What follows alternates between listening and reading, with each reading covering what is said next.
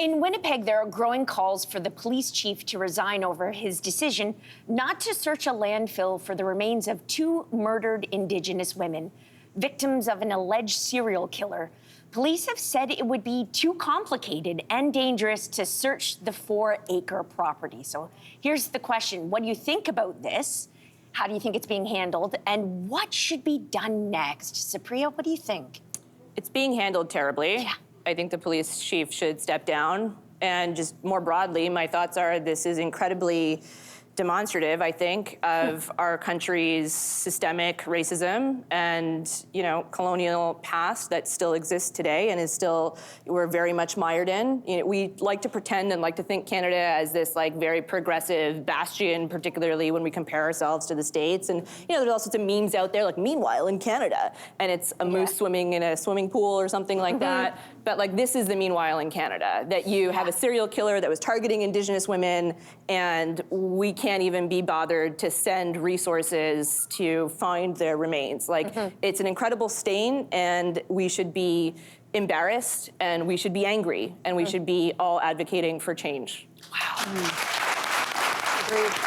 I think the bottom line is when we ask ourselves, does racism exist here? Does anti-Black racism exist? Does anti-Indigenous racism exist?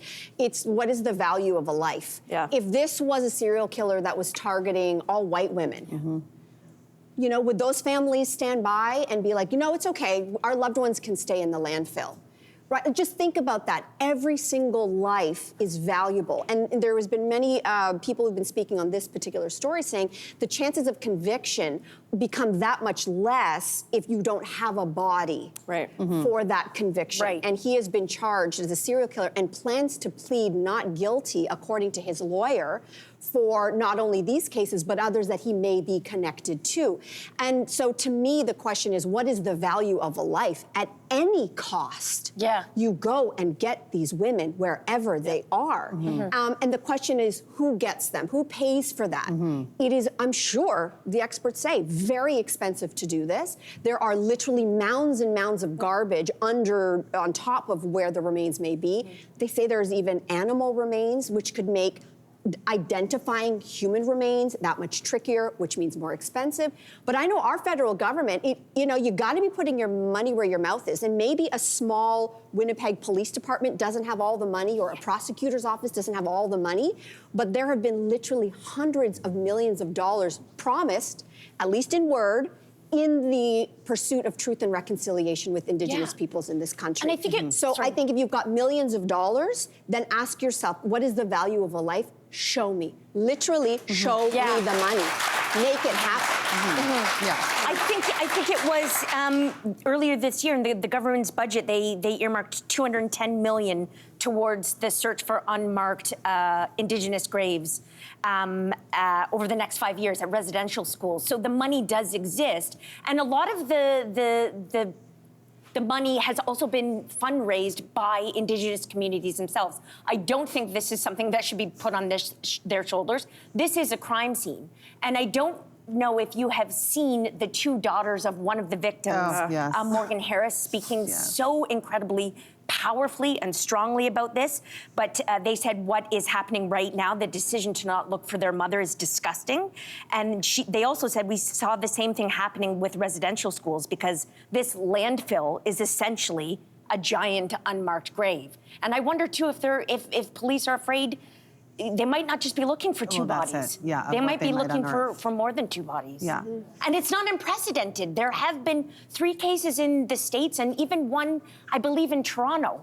It was a white male, and it is like looking for a needle in a haystack, but the needle is found. It can do it. And you're right, there have been those cases. And so if there's evidence and experts weighing in saying, yes, this is challenging, yes, this is expensive, but it is worth it. And like you're saying, in terms of what is the value of life and where do we stand on reconciliation, and I'm glad that you brought up that powerful speech given by Morgan Harris's daughter, Kara Harris. I just think the loudest voices in this should not be Indigenous ones, because we need to rise up. We do not need to put the burden of accountability onto this community.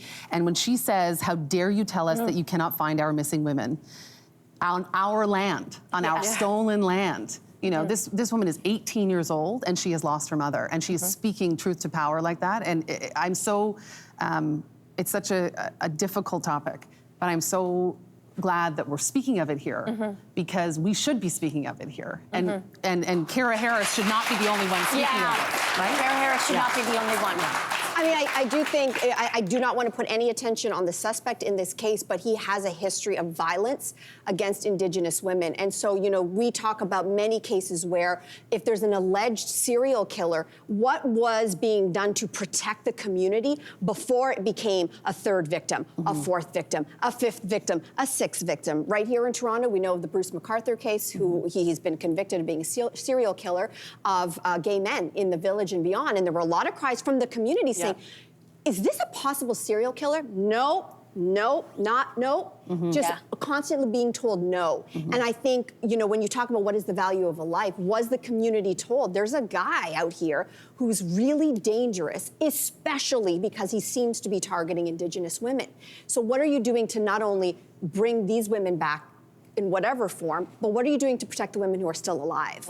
And I think that again speaks to the systemic discrimination. So, hey there, wasn't that great? Do you know where you can find some equally good content?